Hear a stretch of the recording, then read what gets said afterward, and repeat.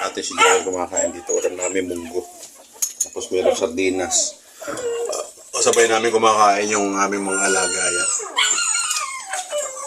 Kakain kami ng tanghalian dyan mga kabrad dyan. Lagi nandyan sila lahat. Alaga nating manok.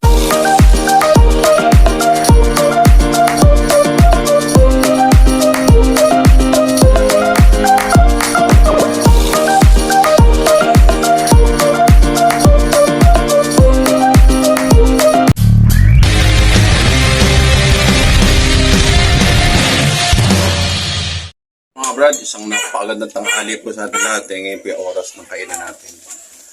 Tayo ay nanananghalian dito sa ating mini farm. Sama natin si Joel kumakain dito. Ulam namin munggo. Tapos meron sardinas.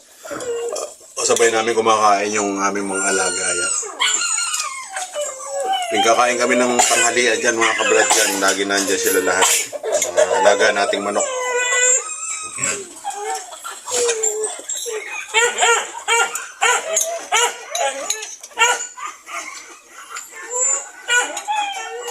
Ali kasi mga kabrad, dito tayo kumakain para may kasabay si Joel na kumakain dito sa ating mini farm.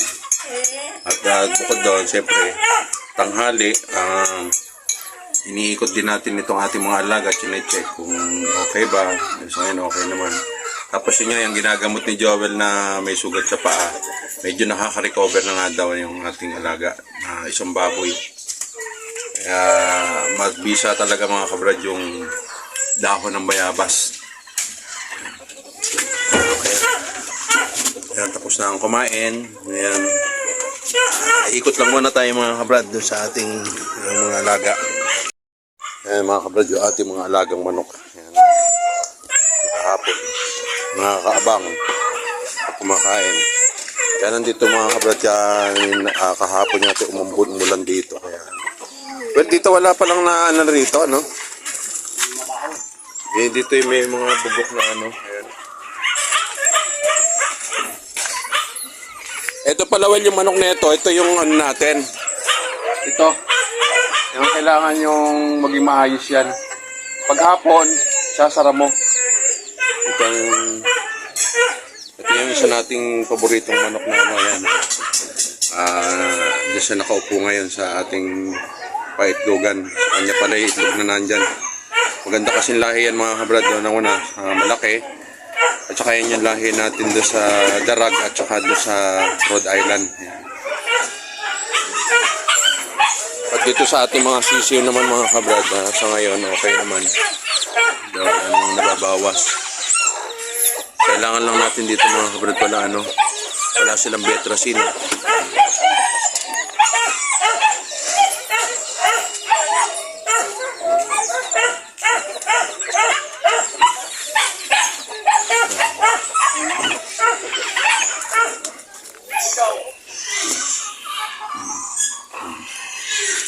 Dahil kakakain lang natin. Ito lang mga alaga natin dito. Baboy din na puti. May ingay. Ganito yan lagi mga kabrad. Yung alas 12. Kaya lang, binibigyan lang namin sila konti lang. Para masabi lang na kumain sila. Para lang huwag mag-ingay. Yan o. Ingay.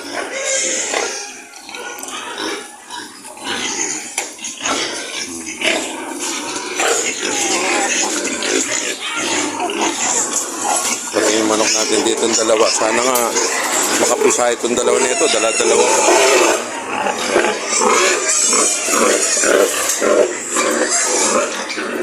Ito kabrad yung meron nating sugat yung paa na ating alaga na iika-ika.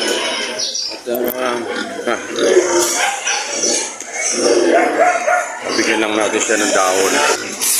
Bigyan lang natin para tumaya.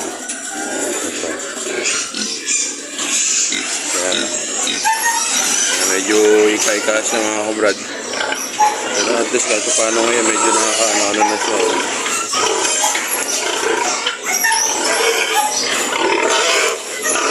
Araw-araw niya nilalanggas umaga hapon. Nilalanggas si Joel niya ng dahon ng bayabas.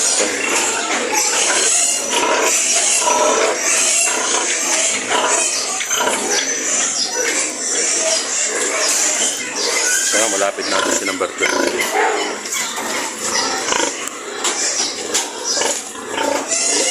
tayo ng days natin. Mga ilang 2 days na ito mga kapatid. Maglalandi na to si number 15. Yan. Lalandi na yan. Pag naglandi yan, AI na natin. Ito malapit na to week. Isang linggo na lang to siguro o wala pa.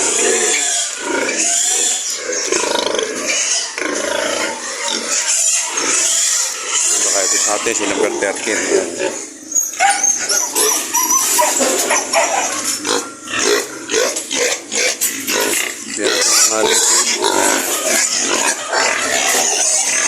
Kanya mga kabrad sa Sunday meron tayong deliver ng lechon gawing sa Barte naman mga kabrad, sa Barte.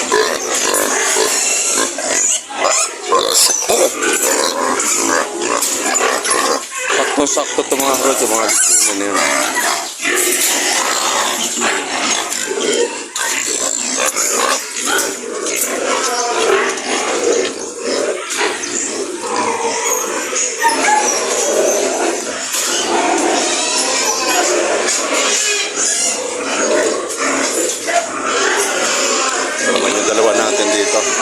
Check lang natin itong meron tayo dito isang nagluslos, ipinasok natin isang araw yung lumawit sa kanyang pero mukhang okay naman ito. Okay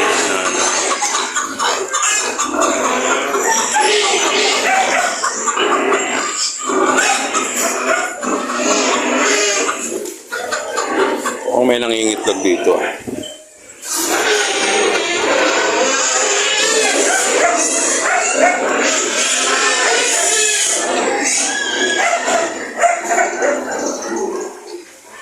Yung ating Rhode Island, ang laki niya, diba? So ngayon medyo hindi mo natin siya pinagkakatsaw.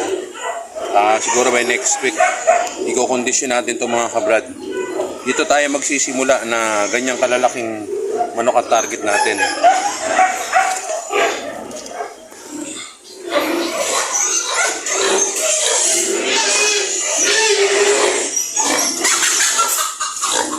Kumakain yan. Kung ano na yun, nangingitin na ito mga kabrad. Hindi ko lang alam kung saan dyan.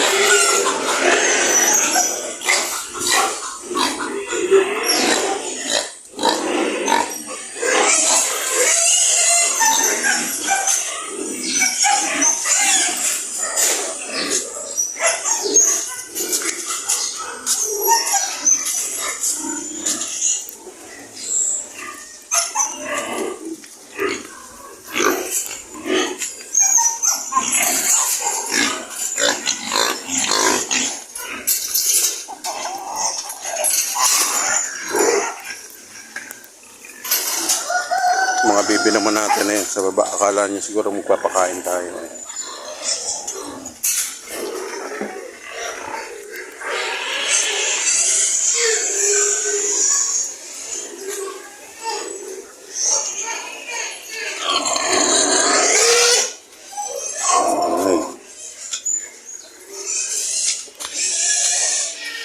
Ito naman si Brown mga 2 days. Sakto maglalandi na to.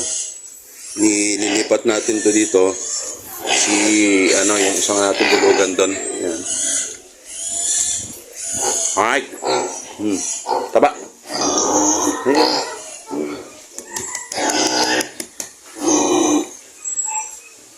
Si taba.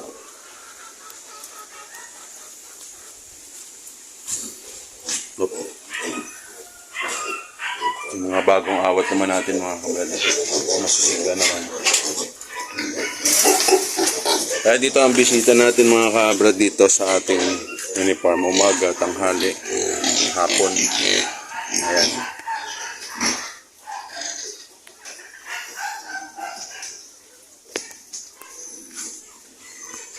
Kaya monitor natin sila lagi.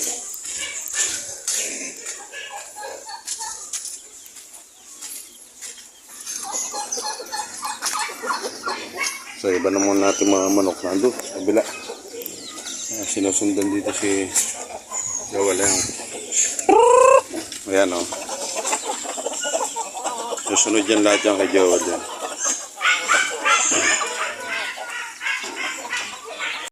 Ayan, pagka mga kabrad dito nagpunta si Joel, ang ganitong oras ng tanghalian, lagi nakasunod yung mga yan.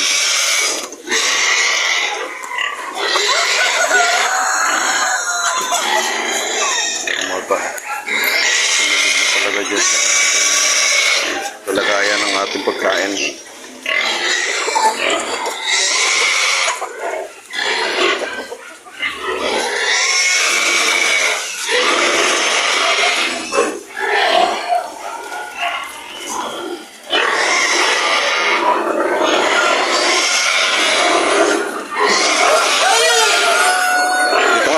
Brad, pagka dito may tao, nasana yung ating mga alagang baboy dito na ina-chance sila ng pagkain. Kaya yan, maingay. Kumbaga, nakasanayan nila yan. Kaya ganyan kaingay yun.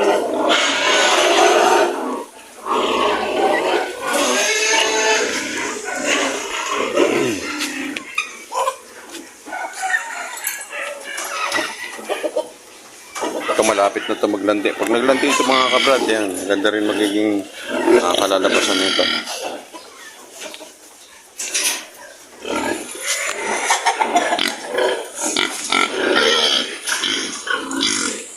Well, nawala na yung yung pinasok natin sa puwitan nung, yung sa bayag nung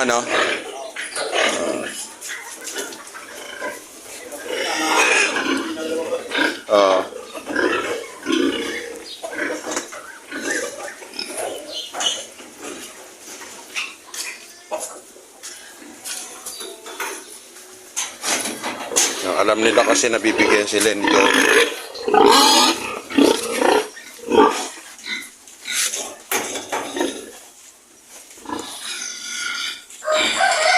Ang broad ng mga kabrad sa ating ating mga inahin na nangingitlog. Yan.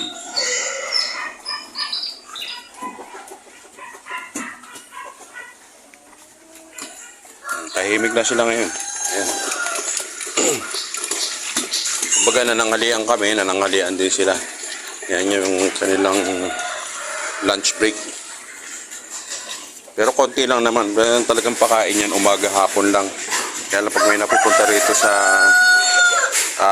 ating kulungan, iniitsa ni Joel ng kahit paano konting pagkain para lang huwag mag-ingay.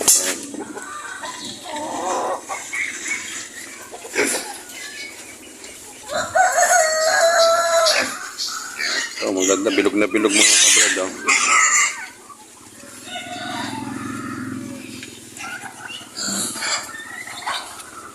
Sunday mga kabrad, yan ang palilitsyo natin. Sa 23 to 22 kilos ito, mga ganyan. Ngayon, gagawin ni Joel dyan. Ayan, lalanggasan niya na ngayon ng dilagang bayan. So ito mga kabrad niya, ito yung ginagawa ni Joel dyan. Ayan, nilalanggas niya na yung pagitan, yung pagitan.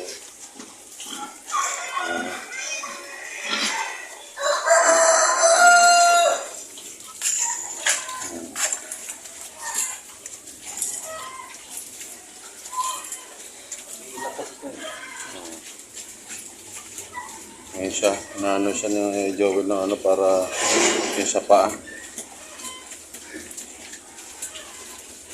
Inabi.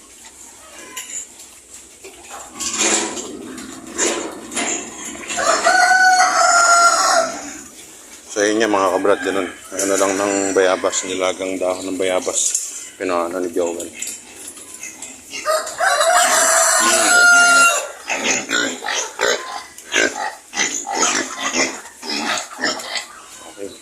Pananghalian na naman sila.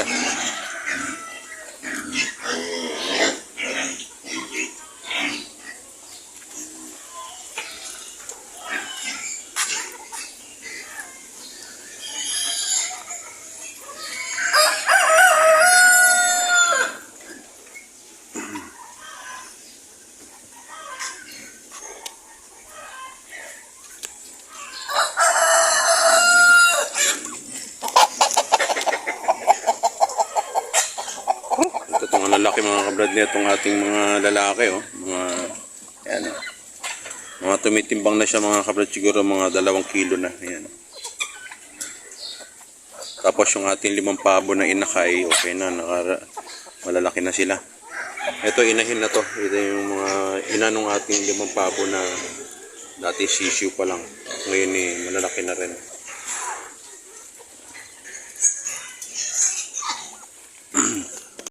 So ayun nga muli mga kabrad, isang napakagandang tanghali po sa ating lahat.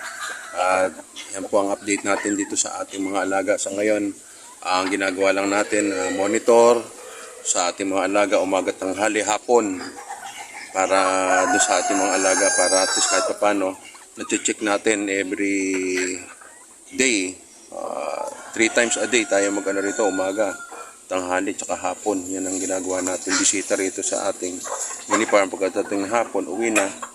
At yung trabaho naman natin dito malapit lang naman, kaya okay lang naman na tanghali dito tayo manananghalian, tapos balik na naman tayo sa trabaho. Kaya muli mga kabrad, maraming salamat sa atin lahat at God bless po.